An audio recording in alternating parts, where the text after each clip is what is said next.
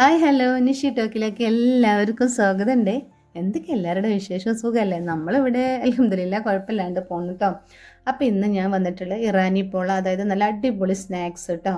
അത് ഉണ്ടാക്കുമ്പോൾ നമ്മൾ കുറച്ച് കാര്യങ്ങൾ ശ്രദ്ധിച്ചാൽ നമുക്ക് പെർഫെക്റ്റ് ആയിട്ട് കിട്ടും, ഞാനാണ് ഗ്യാരണ്ടി. അപ്പോൾ അതിന് വേണ്ടിയിട്ട് നമ്മൾ ബോൺലെസ് ചിക്കൻ ഒരു 4 കഷ്ണമാണ് ഞാൻ എടുത്തിട്ടുള്ളത്. എല്ലില്ലാത്ത പീസ് എടുത്തിട്ട് നമുക്ക് ഇഷ്ടപ്പെട്ട മസാലകളൊക്കെ ഇട്ടിട്ട് നമുക്കൊന്ന് ഹാഫ് വേവിൽ പൊരിച്ചെടുക്കുക. അതായത് ചിക്കൻ ഒന്നും കൂടി വേവണം എന്നുള്ളവർക്ക് ഒന്നും കൂടി വേവിച്ചെടുക്കുക കേട്ടോ. ഇനി നമുക്ക് ഈ എണ്ണയ്ക്ക് തന്നെയാണ് നമ്മൾ ഒരു 2 മീഡിയം ലെവലുള്ള ഉള്ളി ചെറുതായിട്ട് കട്ട് ചെയ്തിട്ട് നമുക്കിതേക്ക് ചേർത്ത് കൊടുക്കാവേ.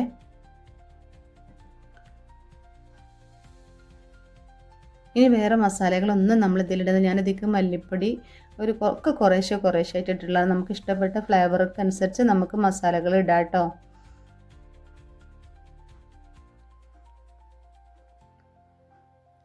അതായത് നമ്മളെ സ്നാക്സിൻ്റെ ഉള്ളിലുള്ള ഫ്ലേവർ നമുക്ക് ഇഷ്ടത്തിനനുസരിച്ച് നമുക്ക് പൊടികളൊക്കെ യൂസ് ചെയ്യാമെന്നാണ് ഞാൻ പറയുന്നത് കേട്ടോ. അപ്പോൾ നമുക്ക് ഉള്ളി വഴറ്റി വരുന്നതിന് സമയം കൂടെ നമുക്ക് ചിക്കനൊക്കെ ഒന്ന് പിച്ചെടുക്കാവേ. അതായത് നമ്മൾ പറയുന്നത് മിക്സിയിലിട്ടിട്ട് നന്നായിട്ട് ഉടക്കരുത് എന്നാണ് പറഞ്ഞത്, കൈ കൊണ്ട് തന്നെ പിച്ചെടുക്കണമെങ്കിൽ മാത്രമേ നമ്മൾ ആ സ്നാക്സ് കടിക്കുമ്പോൾ അതിൻ്റെ ആ ഒരു ഫീല് നമുക്ക് കിട്ടുക, അടിപൊളി ടേസ്റ്റിൽ വരിക കേട്ടോ. അങ്ങനെ നമ്മളിതേക്കൊരു പച്ചമുളകേ ഞാൻ ഇട്ടിട്ടുള്ളൂ. എരിവിനനുസരിച്ച് നിങ്ങൾക്ക് കൂട്ടുകയോ കുറക്കുകയോ ഒക്കെ ചെയ്യാം. കുട്ടികളുണ്ടെങ്കിൽ ഒന്ന് നന്നായിട്ട് അരച്ചിട്ട് ചേർത്തോളൂ കേട്ടോ. അങ്ങനെ ചിക്കനും ഇട്ടിട്ടുണ്ട്, നന്നായിട്ടൊന്ന് മിക്സ് ചെയ്യാവേ. ഒരു 2 ടീസ്പൂൺ ഇഞ്ചി വെളുത്തുള്ളിൻ്റെ പേസ്റ്റ് ഇടുന്നുണ്ടേ.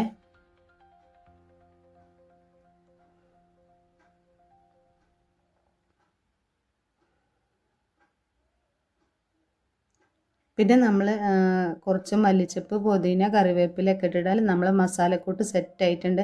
നന്നായിട്ട് ചൂടാറാൻ വെക്കുന്ന ടൈമിൽ നമുക്ക് ഇതിലേക്കുള്ള ബാറ്റർ റെഡിയാക്കാം കേട്ടോ. ഞാനൊരു 2 മുട്ടയ്ക്കുള്ള സംഭവങ്ങളാണ് പറയുന്നത്.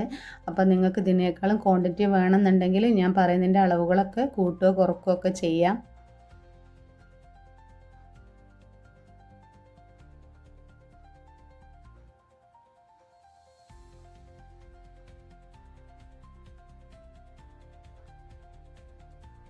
ഇനി ഞാനതിലേക്ക് 1 കപ്പ് പാലാണ്, സാദാ പാലാണ് കേട്ടോ ഉപയോഗിച്ചിട്ടുള്ളത്. അതേപോലെ തന്നെ 1 കപ്പ് മൈദ പൊടിയാണ് കേട്ടോ.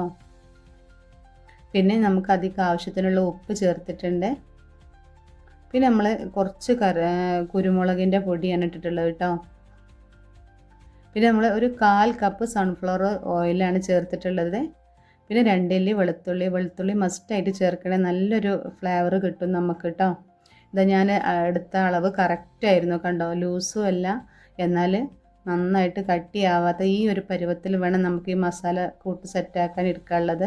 അപ്പോൾ നമ്മളെ ബാറ്റർ സെറ്റ് ആയിട്ടുണ്ട് കേട്ടോ.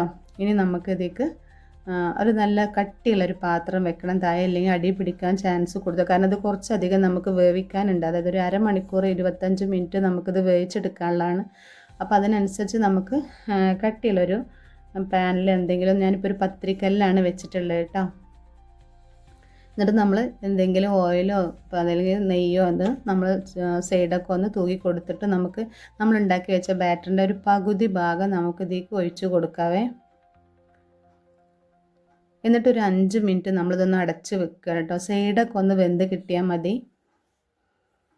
ഇതാ കണ്ടോ, ഈ ഒരു പരുവത്തിൽ നമുക്ക് സൈഡൊക്കെ ഒന്ന് ആയി വരുമ്പോൾ നമുക്ക് ഇതിലേക്കുള്ള മസാലക്കൂട്ട് ഇടാൻ പോവുകയാണ് കേട്ടോ.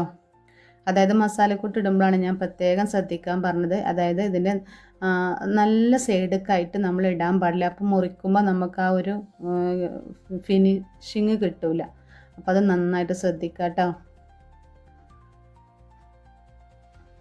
ഞാനിടുന്ന നിങ്ങൾ കാണുന്നില്ല, ഇതേപോലെ നമ്മളിട്ട് കൊടുക്കുക. നമ്മൾ ഉണ്ടാക്കിയ മസാലക്കൂട്ട് മൊത്തം ഞാൻ പറഞ്ഞല്ലോ 2 മുട്ടയ്ക്ക് അനുസരിച്ചുള്ള സംഭവങ്ങളാണ് ഞാൻ എടുത്തിട്ടുള്ളത് കേട്ടോ. നിങ്ങൾക്കതിനനുസരിച്ച് കൂട്ടും കുറക്കും ചെയ്യാവേ.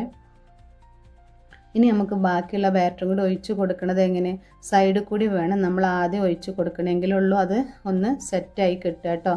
2 മാവും കൂടി ഒന്നിച്ച് കൂട്ടാൻ വേണ്ടിയിട്ടാണ് അങ്ങനെ ചെയ്യണം. അപ്പോഴുള്ള അതൊന്ന് സെറ്റാവുക, പ്രത്യേകം ശ്രദ്ധിക്കുക കേട്ടോ. ഞാൻ ഈ പറയുന്ന പോലെ തന്നെ ചെയ്യാൻ ശ്രമിക്കുക.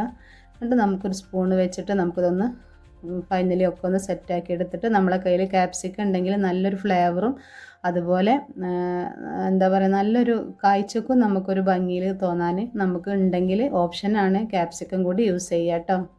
അതിൻ്റെ ഒരു ടേസ്റ്റ് വേറെ നമുക്കിതിൽ കിട്ടും. പിന്നെ മല്ലിച്ചപ്പൊക്കെ നമുക്കൊരു അലങ്കാരത്തിന് വെച്ച് കൊടുക്കാവേ. ഇനി നമുക്ക് അടുപ്പിൻ്റെ ചൂടിനനുസരിച്ച് എനിക്കൊരു 25 മിനിറ്റാണ് കറക്റ്റ് എനിക്ക് വന്നത്. നിങ്ങൾക്ക് ഒന്ന് ജസ്റ്റ് ഒന്ന് നോക്കിയാൽ മതി, അപ്പോൾ മനസ്സിലാവും കേട്ടോ വേവുന്നത്. ഞാൻ കാണിച്ചു തരാവേ. കറക്റ്റ് 25 മിനിറ്റ് ആയപ്പോൾ എനിക്ക് സെറ്റായിട്ട് കിട്ടിയിട്ടുണ്ട് കേട്ടോ.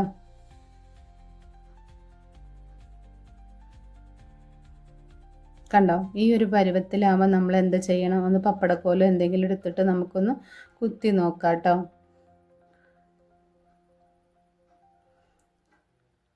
ഇനി നമുക്ക് വേറൊരു പാനലിലേക്ക് ഇതൊന്ന് ഇട്ട് കൊടുക്കുക. അതിന് മുന്നേ നമുക്ക് സൈഡൊക്കെ ഒന്ന് ജസ്റ്റ് ഒന്ന് വിട്ടിട്ടുണ്ടാവും, എങ്കിലും നമ്മളൊന്ന് കൺഫേം ചെയ്തിട്ട് ഞാൻ പറയുന്നത് പ്രത്യേകം ശ്രദ്ധിക്കുന്നതൊന്നും ഉടയാതെ നമുക്ക് ആ ഒരു നല്ല അടിപൊളിയായിട്ട് കിട്ടണമെങ്കിൽ നമ്മൾ ഇത്രയും കാര്യങ്ങളൊക്കെ ഒന്ന് ശ്രദ്ധിക്കണം. അങ്ങനെ നമ്മൾ ഇനി വേറൊരു പാത്രത്തേക്ക് മെല്ലെ ഒഴിച്ചു കൊടുക്കുക കേട്ടോ. അതിൻ്റെ അടിയിൽ ഒന്ന് ജസ്റ്റ് ഒന്ന് എണ്ണ തൂക്കി കൊടുക്കാൻ മറക്കരുതേ.